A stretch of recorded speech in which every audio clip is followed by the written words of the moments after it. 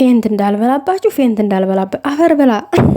ኧረ ወይኔ እነዚህ የቡታጅራ ልክስክሶች ሴቱም ወንዱም የቡታጅራ አይለዩም። እንዴት ናችሁ ጉዶቼ?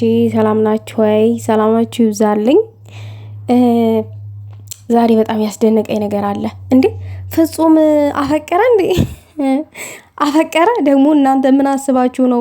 አብሳላት ናት። ቆይ ምን አይነት ሰው ናችሁ? ቆይ የተረሳ አጀንዳ የምትጎረጉሩት ግን ምን ቆይ አፋችሁ ላይ ምንድነው ያለው?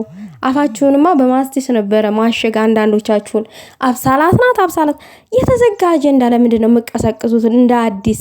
እኔ ከማንንምና ከምንም በላይ ያሳቀኝ ግን ምንቴና ሃይሚ ቤት ሄዶ ማለት ነው የውሸት ጥግ ውሸታም ቀዳዳ። እኔ አንተን አዩኝ የማንንም በር እየቆረቆርክ የነ ሃይሚ ቤት ነው እያልክ ታገረጣላ።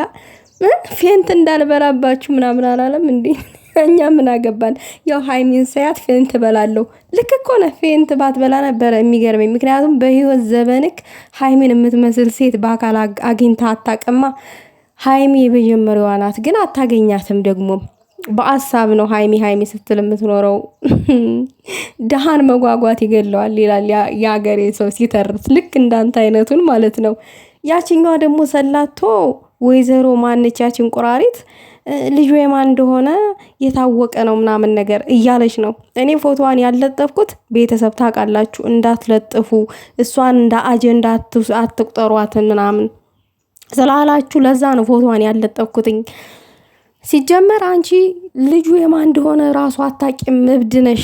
በእብደት ውስጥ ሆነሽ ነው ያረገሽው ያንን ልጅ። ስለዚህ አባቱን ሄደሽ ብትፈልጊ ጥሩ ነው። በግድ ብሩኬና ሃይሚን ለመለየት በግድ ልጁ የብሩኬ ነው ማለት ከባድ ነው። ልጁ የማን እንደሆነ አንድ ቀን አባቱ ይመጣል። አሁን በቅርብ ምናምን ዲኤን ምናምን ገለመን እያልሽ እየበጣጠርሽ ነው። ግን መቼም አይሳካልሽም።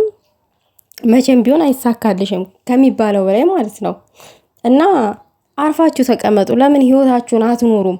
ለምን አቶ ምንቴ ብትፈራ ይሻላል። በጣም ፈርቻለሁ ላልከው ብትፈራ ይሻላል። ምክንያቱም ሰውየው ብሩክ ነው ታውቃለህ። ያንጠለጥላል። በመጣበት እግር ነው አንጠልጥሎ የሚመልስክ። ከብሩኬ ጋር ባትሆን ምናምን ደስ ይለኛል ላልከው እና ከማጋ እንድትሆን ፈለግ ካንተ ጋራ እንዴ? ሲጀመር እኮ አንተን የሆነ ቦታ ራሱ አድርሰኝ ብላ እንኳን ጓደኛ ራሱ አታደርገም። እንደ ጋርድ ራሱ አትቀጥረህም። እንዴ ምን ሆነ ነው? ስሙን የምታክል ሰውዬ እንደዚህ ተንጠራራህብን እኮ እየመጣ በጣም ተመላለስክብን። እኔ ብሩኬ ግን የብሩኬ ዝምታ ነው የደበረኝ ከሚባለው በላይ ማለት ነው። ለምንድነው መስመር ማታዛቸው እንደነዚህ አይነት ወንዶችን? የምሬን ነው። በጣም መስመር እኮ እየሳቱ ነው ያሉት። እኔ ቆይ ጥያቄ የሆነብኝ ማለት ነው ቡታጅራ ዝም ብሎ የሰው በር የሰው አጥር ሲቀረጥ እንዲህ ባለቤቶቹ ይፈቅዳሉ እንዴ? ይሄ እኮ ህግ ማለት ወንጀል ነው፣ የሰውን በር መቅረጥ ማለት ነው። ሲቀጥል ደግሞ ይሄ የነ ብሩኬ በር አይደለም፣ የነ ብሩኬን ቤት አይደለም። የነ ብሩኬን ቤት ራሱ ብትቀርጥ በህግ ትጠየቃለህ፣ ግን የነሱ ቤት አይደለም። አንተ የዚህን ያክል ለምንድን ነው የምትቀደደው? ሲጀመር አንተ እንዴት ነው ለሃይሚ ፍቅረኛ ልትሆን የምትችለው? ቆይ ማነኝ ብለህ ነው ራስን የምታስበው? እኔ እኮ በጣም የሚገርመኝ ነገር ማነኝ? ሰው ልጅ እኮ መጀመሪያ ጠግቦ መብላት አለበት። የሆነ ጠግቦ ገንዘብ መያዝ አለበት። የሆነ እንጂ ራስን ለውጥ። መጀመሪያ ወንድ ሆነ እንዴ! ለምንድነው ጉራችሁን የምትጎርሩብን?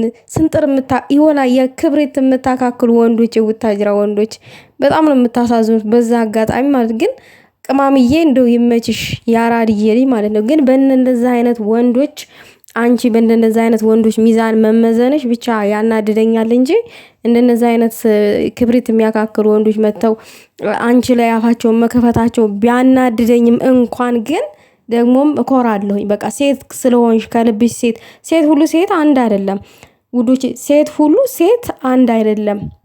እና ከልብሽ ሴት ስለሆንሽ ነው እየመጡ የሚያለቃቅሱት።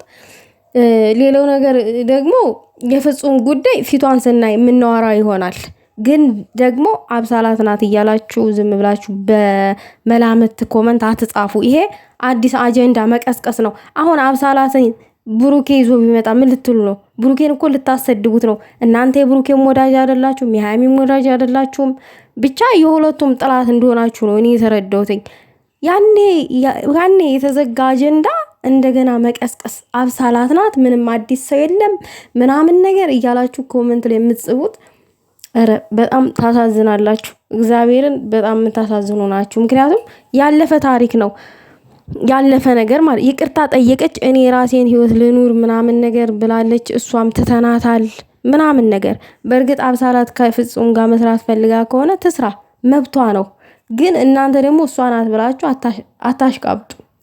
የምር በጣም የሚደብር ነገር ነው። ያለፈ አጀንዳ ወደኋላ ዞሮ ማንሳት ይደብራል። የምር ማለት ሀይሚን ሰላም ማሳጣት ነው የሚሆነው። እውነት ሀይሚን የምንወዳት ከሆነ ነፃነቷ እንትን አልበለው።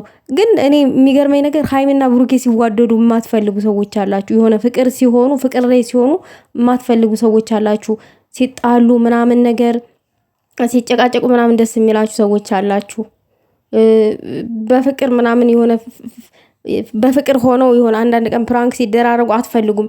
ይሄ የሁለት ወር አጀንዳ ይዞ መጎተት፣ እንደገና ይሄ ረጅም ፕራንክ ምናምን፣ እንደገና ብሩኬ ሲረገጥ ምናምን የሆነ ደስ የሚላችሁ ሰዎች አላችሁ። ባይዘወይ ሰይጣን ነው ስድብን ቆሻሻል ነገር የሚወድ ማለት ነው። እኔ እንደዛ ነው የተረዳሁት።